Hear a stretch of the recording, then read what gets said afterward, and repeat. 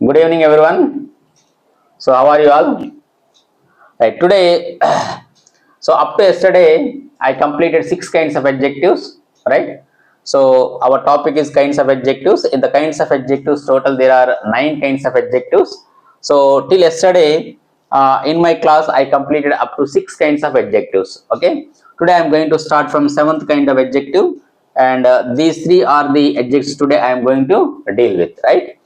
So, possessive adjectives, emphasizing adjectives, and exclamatory adjective, right? So, these 3 kinds of adjectives today I am going to complete. So, if we complete up to 9 kinds of adjectives, total we will learn 9 kinds of adjectives, okay, right? So, now let us discuss possessive adjectives in English grammar, right? Right? Possessive adjectives. First, let us know the meaning of possession. Possession, possessive అంటే మనం కలిగి ఉండటం. Possession అంటే కలిగి ఉండుట, right? So ఈ కలిగి ఉండుట అనే అర్థాన్ని తెలియచేసేదే పొసెసివ్ అడ్జెక్టివ్, రైట్? సో అంటే ఇచ్చినటువంటి వాక్యంలో అక్కడ మనకి ఒక వర్డ్ అనేది అది మనది అని చెప్పే అర్థం వచ్చేట ఒక వర్డ్ ఉంటుంది. ఆ వర్డ్ని మనము పొసెసివ్ అడ్జెక్టివ్ కింద ట్రీట్ చేస్తాం, right? So here the definition of possessive adjectives is these adjectives show possession అంటే simple definition that is given in one line, right? So possession ని కలిగి ఉండుట అనే అర్థాన్ని చెప్పేదాన్ని possessive adjective అని చెప్తున్నాను ఇక్కడ. So when we observe the examples, you will easily know about what are the possessive adjectives, right? So see this example, this is my book. This is my book. So ఇక్కడ full stop పెట్టేసాం. This is my book. So ఇక్కడ మరి what is the possessive adjective is mentioned here, right? My అనేది ఉంది కదా, my అనేది possessive adjective. So యాక్చువల్గా I, we, he, she, it, they ఇవన్నీ కూడా మనకి కైండ్స్ ఆఫ్ ప్రొనౌన్స్ లో వచ్చినాయి. ప్రొనౌన్స్ లో పర్సనల్ ప్రొనౌన్స్ లో వచ్చాయి. ఇవన్నీ కూడా పర్సనల్ ప్రొనౌన్స్ లో మనం టేబుల్ డిస్కస్ చేసుకున్నాం, okay? First personal pronouns, second personal pronouns, third personal pronouns discuss చేసుకున్నాం. అందులో ఈ మై ఆర్ యువర్ హిజ్ ఇనే వర్డ్స్ కూడా వచ్చాయి. ఈ వర్డ్స్ మనం అక్కడ పొసెసివ్ ప్రొనౌన్ చెప్పుకున్నాము. యాక్చువల్గా అవి ప్రొనౌన్సే అవుతాయి, కానీ ఇవి ఈ సెంటెన్స్లలో అడ్జెక్టివ్ గా యాక్ట్ చేస్తున్నాయి అన్నమాట. అంటే these words are playing the role of an adjective in the given sentences when they are used to modify the noun. వాటి పక్కన నౌన్ ఉంటే ఖచ్చితంగా అది అడ్జెక్టివ్ కింద ట్రీట్ చేయబడుతుంది. అది it is playing the role of an adjective. So ఇక్కడ చూడండి, this is my book. Book అనేది ఏంటి ఇక్కడ? Noun form. బుక్ అనేది నౌన్ ఫామ్. మై అంటే ద పొజిషన్. మై బుక్, నా యొక్క పుస్తకం అని చెప్తున్నాం. సో ఇక్కడ బుక్ అనేది నౌన్ కాబట్టి ఖచ్చితంగా మై అనేది ఏమవుతుంది? అడ్జెక్టివ్ కింద మనం ట్రీట్ చేస్తాము. So he is our son అంటున్నాం. సన్ అనేది ఏంటి ఇక్కడ?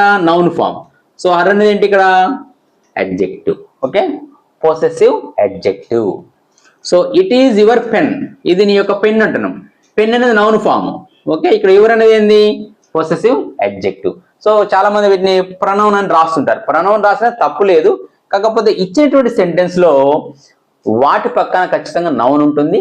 నౌన్ ఉన్నప్పుడు వాటిని మనం అడ్జెక్టివ్ కిందనే ట్రీట్ చేయాల్సి ఉంటుంది. ఎందుకంటే it is acting as an adjective, it is playing the role of an adjective, so that it is called an adjective only.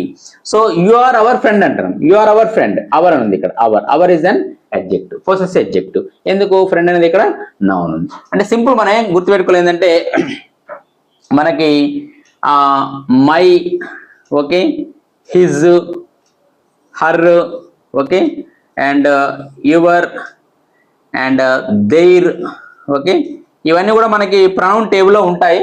Pronounce గా అనుకుంటాము, కానీ ఇవన్నీ కూడా అడ్జెక్టివ్ ప్లేస్ ని అండ్ అడ్జెక్టివ్ రోల్ ని ప్లే చేస్తుంటాయి అనమాట. అందుకోసమనే ఇవి వచ్చాయంటే వీటి పైన ఖచ్చితంగా నౌన్ ఉంటుంది, రైట్? సో అందుకోసం వీటిని మనం ఏమని పిలుస్తామంటే దీస్ ఆర్ possessive adjectives అని అంటాం, right? So this is 7th kind of adjective, possessive adjective. So ఇక్కడ ఒకసారి మీకు ఎగ్జాంపుల్ చూసినట్టయితే మనం దిస్ ఉంది. దిస్ అనే ఎగ్జాంపుల్ డెమాన్స్ట్రేటివ్ అడ్జెక్టివ్ చెప్పుకున్నాం. ఇదే దిస్ని డెమాన్స్ట్రేటివ్ ప్రొనౌన్ చెప్పుకున్నాం. సో ఇక్కడ దిస్ ని మనం అండర్లైన్ చేసామనుకో, ఇది ఏ kind of parts of speech అన్నాం అనుకోండి, ఈ దిస్ ఇప్పుడు ఏమవుతుంది, డెమాన్స్ట్రేటివ్ ప్రొనౌన్ అవుతుంది. ఎందుకు, దిస్ పక్కన ఏముంది, హెల్పింగ్ వెర్బ్ ఉంది, ఈజ్ అని, రైట్. దీని పక్కన నౌన్ ఉందనుకోండి, okay, this book is mine అన్నాం అనుకోండి, అప్పుడు బుక్ ఇక్కడ ఉందనుకోండి, దిస్ అనేది డెమాన్స్ట్రేటివ్ అడ్జెక్టివ్ అవుతుంది, రైట్. ఇప్పుడు దిస్ పక్కన ఏముంది, హెల్పింగ్ వెర్బ్ ఉంది, ఈజ్ ఉంది, అంటే వెర్బ్ ఫామ్ ఉంది. So then it is called demonstrative pronoun. ఇక్కడ మనము పొసిటివ్ అడ్జెక్టివ్ గురించి మాట్లాడుకుంటున్నాం కాబట్టి ఇక్కడ నేను అండర్లైన్ చేసిన వర్డ్స్ అన్ని కూడా పొసిటివ్ అడ్జెక్టివ్ కింద మనం ట్రీట్ చేస్తాం. Okay, so let us get into one more kind of adjective, right. And eighth kind of adjective is emphasizing adjectives. మనము emphasizing pronouns కూడా చెప్పుకున్నాం, emphasizing, right. సో ఇక్కడ emphasizing adjectives, emphasizing అంటే అర్థం ఏంటి, నొక్కి చెప్పటము, నొక్కి చెప్పేటువంటి వర్డ్ని ఎంఫసైజింగ్ వర్డ్ అంటాం. ఎంఫసైజింగ్ అంటే ఒక దాన్ని గురించి నొక్కి ఒక్కాడించి చెప్పడాన్ని ఎంఫసైజింగ్ అని అంటాం అన్నమాట, రైట్. సో ఇక్కడ emphasizing adjectives, the words own and very, the words own and very, ఈ టూ వర్డ్స్ ఉన్నాయి కదా, ఈ టూ వర్డ్స్ని మనము ఎంఫసైజింగ్ అడ్జెక్టివ్ కింద యూజ్ చేస్తాము. టూ వర్డ్స్ని, right, own and very. Own అంటే సొంత, ఓన్ అంటే సొంత, ఓకే. సో వెరీ, వెరీ అనేది రెండు రకాలుగా ఉపయోగిస్తాం మనం ఇక్కడ. వెరీ అనేది it is used as an adverb and an adjective, right. So is playing very well అంటాం, ఈజ్ ప్లేయింగ్ వెరీ వెల్, అక్కడ వెరీ అనేది అడ్వర్బ్ కింద యూజ్ చేస్తాం, ఓకే. సో ఇక్కడ అడ్జెక్ట్ కింద యూజ్ చేసి దాని పక్కన నౌన్ వస్తుంది. నౌన్ వచ్చిందంటే ఖచ్చితంగా మనం దాన్ని ఎలా గుర్తుపెట్టుకోవాలి, అడ్జెక్ట్ కింద మనం ట్రీట్ చేయాలి. ఈ రెండు వర్డ్స్ నట మనము ఎంఫసైజింగ్ అడ్జెక్టివ్ కింద వాడతామట, emphasizing adjective, right.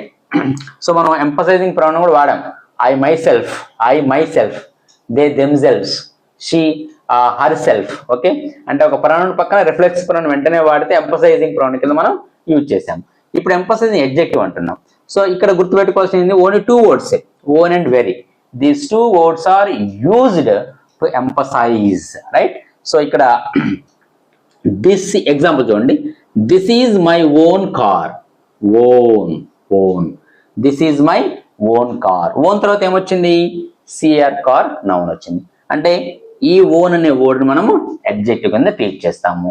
So what are the emphasizing adjectives? మన ఎగ్జామినేషన్లో ఎప్పుడైనా మల్టిపుల్ చాయిస్ లో ఒక వర్డ్ ఇచ్చి ఇది ఏ కైండ్ ఆఫ్ అడ్జెక్టివ్ అని అడిగినప్పుడు దీన్ని ఓన్ కానీ వెరీ కానీ ఇచ్చినప్పుడు దాని ఎంఫసైజింగ్ అడ్జెక్టివ్ అని రాయాల్సి ఉంటుంది, ఓకే.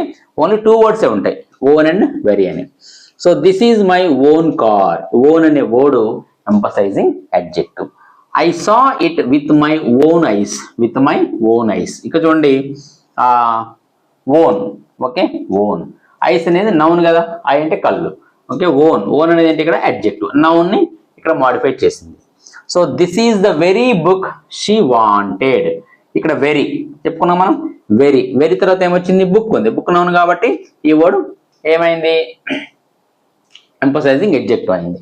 సో వెరీ అంటే అడ్వర్బ్ గా అర్థం ఏంటంటే తెలుగులో చాలా అని అర్థం, కానీ అదే అడ్జెక్టివ్ గా వెరీ అంటే అర్థం ఏంటంటే యాక్చువల్లీ అని అర్థం, యాక్చువల్లీ, ఫ్యాక్ట్, వాస్తవంగా అని అర్థం. అడ్జెక్టివ్ మీనింగ్ మారిపోతుంది, అడ్వర్బ్ గా మీనింగ్ మారిపోతుంది, ఓకే. సో ఇక్కడ వెరీ బుక్ అనేది నౌన్ కాబట్టి ఈ వెరీని మనం ఏమనుకుంటాము, ఎంఫసైజింగ్ అడ్జెక్టివ్ అంటాము, right. So I hope you understand the concept, okay. So I request no need to be confused here. Own and very and these two words are used as emphasizing adjectives, right. So let us get into the last one, exclamatory adjective, right. Last one, exclamatory adjective, right. Exclamatory adjective, exclamation అంటే చెప్పుకున్నాం మనం, parts of exclamation అంటే ఆశ్చర్యాన్ని తెలియజేసేది అని అర్థం, right, ఆశ్చర్యాన్ని తెలియజేసేది. సో ఎక్స్క్లమేటరీ అడ్జెక్టివ్ అంటే ఒక వర్డ్ యూజ్ చేస్తామంటే అక్కడ ద వర్డ్ వాట్, వాట్ అనేటువంటి వర్డ్ని sometimes it is used as an exclamatory adjective. Okay, అంటే ఇచ్చినటువంటి వాక్యంలో ఆ వర్డ్ అనేది అడ్జెక్టివ్ యొక్క రోల్ ప్లే చేస్తుంది అనమాట. ఓకే, సో సపోజ్ ఇక్కడ ఒక ఎగ్జాంపుల్ ఉంది, what genius, what genius. Okay, so ఇక్కడ జీనియస్ అని చెప్తున్నాం. ఓకే, సో ఇక్కడ వాట్ జీనియస్ అనేటువంటి వర్డ్లో ఈ వాట్ ఇది ఎక్స్క్లమేటరీ సెంటెన్స్. ఇక్కడ మనకేముంది, ఎక్స్క్లమేటరీ మార్క్ ఉంది, ఇది ఎక్స్క్లమేటరీ సెంటెన్స్. వాట్ జీనస్ అనేటువంటి వర్డ్లో ఇది ఏమవుతుంది అనేటప్పుడు ఇది ఏమవుతుంది, మనకి ఎక్స్క్లమేటరీ అడ్జెక్టివ్ అవుతుందని చెప్పాలి, రైట్? ఎందుకంటే ఇక్కడ ఉంది మనకి నౌన్ ఫామ్ కాబట్టి. అదేవిధంగా వాట్ అన్ ఐడియా అంటున్నాం, వాట్ అన్ ఐడియా. సో ఇక్కడ idea, an idea. Okay, so an idea మొత్తానికి కలిపి మనము నౌన్ కింద ట్రీట్ చేయాలి, రైట్? సో ఇక్కడ నౌన్ ఉంది కాబట్టి వాట్ అనే వర్డ్ని అడ్జెక్టివ్, ఎక్స్క్లమేటరీ అడ్జెక్టివ్. ఎందుకు ఎక్స్క్లమేటరీ అడ్జెక్టివ్ అంటున్నాం అంటే ఈ సెంటెన్సెస్ అన్ని కూడా ఎక్స్క్లమేటరీ సెంటెన్సెస్. ఎక్స్క్లమేటరీ సెంటెన్స్ లో వచ్చినటువంటి వర్డ్ని, వాట్ అనే వర్డ్ని ఎక్స్క్లమేటరీ అడ్జెక్టివ్ అని చెప్తున్నాం, రైట్?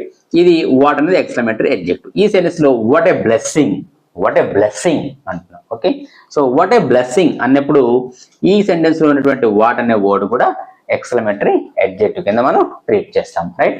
సో ఈ వాట్ అనేటువంటి వర్డ్ని మనము ఇప్పటి వరకు ఎక్స్క్లమేటరీ ఓన్లీ ఒక వాట్ అనే వర్డ్, ఇంకా మనకి ఎక్స్క్లమేటరీ ఈ వాట్, విచ్, వేర్, ఓకే, ఈ వాట్, విచ్, హూజ్ అనేవి ఇంట్రాగేటివ్ అడ్జెక్టివ్ కింద యూజ్ చేసాం. సో అక్కడ వాట్, విచ్, హూజ్ అనేది వచ్చింది. ఇక్కడ విచ్, హూజ్ అనే వర్డ్స్ రాలే, ఓన్లీ వాట్ అనేటువంటి వర్డ్ మాత్రం వచ్చింది. ఈ వర్డ్ని మనము ఎక్స్క్లమేటరీ అడ్జెక్టివ్ కింద యూజ్ చేస్తున్నాం. Okay, so my dear students, you please make note of all these adjectives, right?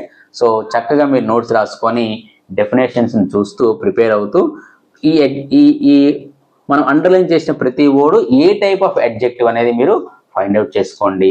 మీకు ఈ అడ్జెక్టివ్స్ని మీరు ఫైండ్ అవుట్ చేయటం వల్ల రేపు ఎగ్జామినేషన్లో ఏ వర్డ్ ఏ పార్ట్ ఆఫ్ స్పీచ్ అనేది మీరు ఫైండ్ అవుట్ చేయడానికి ఈజీగా ఉంటుంది. సో ఇప్పటివరకు మనము కైండ్స్ ఆఫ్ నౌన్ చెప్పుకున్నాము, కైండ్స్ ఆఫ్ ప్రొనౌన్ చెప్పుకున్నాము, కైండ్స్ ఆఫ్ అడ్జెక్టివ్స్ కూడా అయిపోయాయి. సో నెక్స్ట్ క్లాస్లో మనము కైండ్స్ ఆఫ్ వెర్బ్ ఫార్మ్స్ని డిస్కస్ చేసుకుందాం, right? So I request everyone, మీరు చక్కగా అందరూ మంచిగా నోట్స్ రాసుకొని వాటిని ప్రిపేర్ అవుతూ ఇంకా కొన్ని ఎగ్జాంపుల్స్ ఈ వర్డ్స్ని యూజ్ చేస్తూ కొన్ని ఎగ్జామ్స్ని క్రియేట్ చేస్తూ మీ యొక్క నాలెడ్జ్ని, ఇంగ్లీష్ నాలెడ్జ్ని, ఇంగ్లీష్ అవేర్నెస్ని మీరు బాగా డెవలప్ చేసుకోవాలని ఆశిస్తున్నాను, రైట్? సో మళ్ళీ మనము కొత్త టాపిక్ తోటి, అంటే కైండ్స్ ఆఫ్ వెర్బ్స్ తోటి మళ్ళీ నెక్స్ట్ వీడియోలో కలుద్దాం. Okay, so until then see you, bye.